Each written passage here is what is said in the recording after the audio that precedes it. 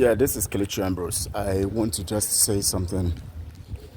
It's been bothering me since morning, but I don't know. I think I just have to just put it out to us all so that we can, reason along the line, of my thoughts. We have over 100 million people who are refugees all over the nations of the world, and I can't imagine, because if when taking statistics like this, you have to look at you look at things critical, because sometimes these numbers are mentioned, mentioned the way they are mentioned, but they're not mentioned with full understanding of the mention. When you talk about 100 million people who are refugees all over the nations of the world, you would think it's just something little and something that will just, you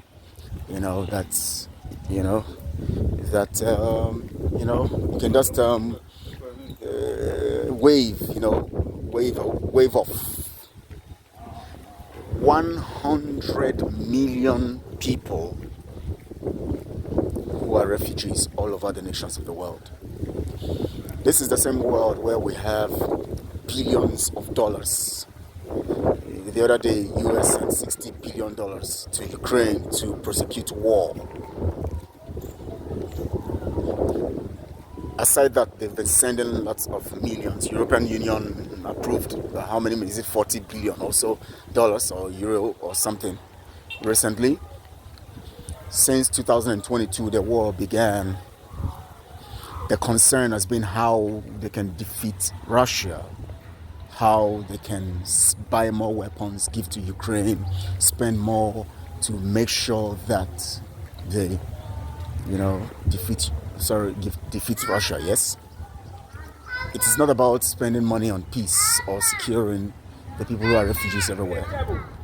How many times have you ever heard that such kinds of money have been raised, even under United Nations, to take care of refugees and to get them back to their land or the place they belong?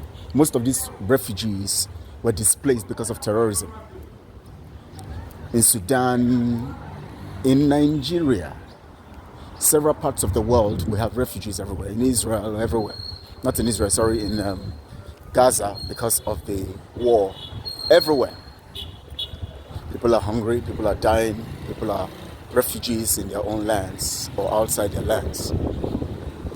Yet we live in a world that has abundance, and yet we keep hearing that there's nothing available. But when it comes to wars, weapons are produced en masse.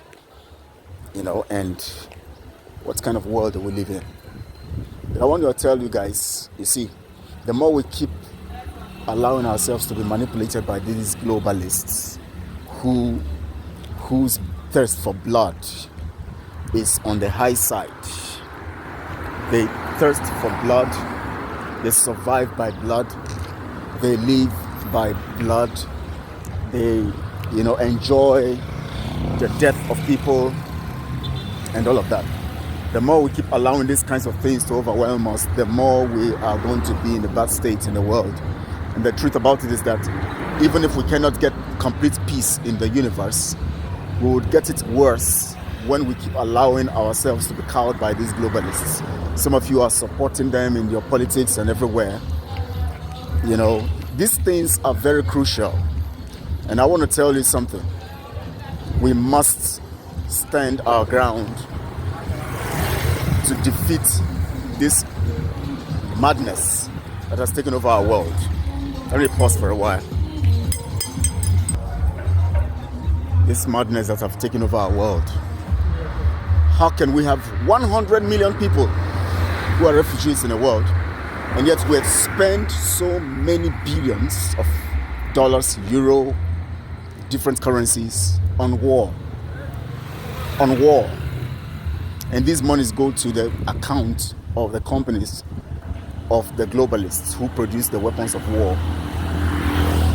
And if we are not fighting war, they are fighting us by giving us the wrong food to eat, GMOs, food war, and all of that. That's also part of the war. medical war. They fund the creation of viruses, mass destruction of human beings by giving them the wrong things to eat, and people keep dying, falling sick, living their lives on drugs. All of these things are the products or the actions of the globalists. But except we begin to wake up and do the right thing, we might end up, being victims. I want to tell us that it is high time we stood up. Honestly, it is high time we stood up. It is high time we stood up.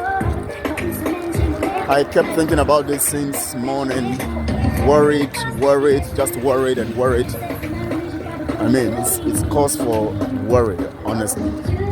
But I just want to lay this briefly. This video is just a short, We have to think.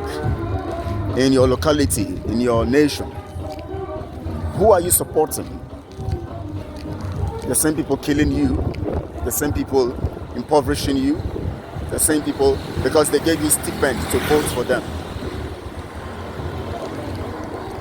Because you belong to the party and they give you t-shirts or whatever, they give you stipends, and so you want to live for them, you want to die for them because you are gaining something. You're not considering the long-term effect and the whole program itself, generally, the things that are happening in the world. You're not considering all of that. We have to think. We have to be wise. We have to wake up. 100 million people, over 100 million people, refugees in this world that we live in. Yet we have so much to prosecute wars, to create drugs, to create sicknesses so that we can create more drugs for people to take. My friend, think. Those of you supporting corruption in your nations, think. Those of you supporting the globalists, because you have a position or you have a small business you are doing with them, giving you money, think. Because it's not all about you being comfortable. It's about the world being comfortable for you to be comfortable. So if the world is comfortable, then you can be better comfortable. And you can be better comfortable and make more if the world is comfortable. You think that if you leave their plans, you'll lose your business and lose everything. No, you'll get more and get better. But they make you feel that the more you keep supporting them, the more you keep getting what you want to get, living on the blood of other people. And they make you feel that that's the only way you can survive. But the truth about it is that your survival is more in supporting the truth. I tell you. Anyways, that's what I'll say for now. Catch you some other time.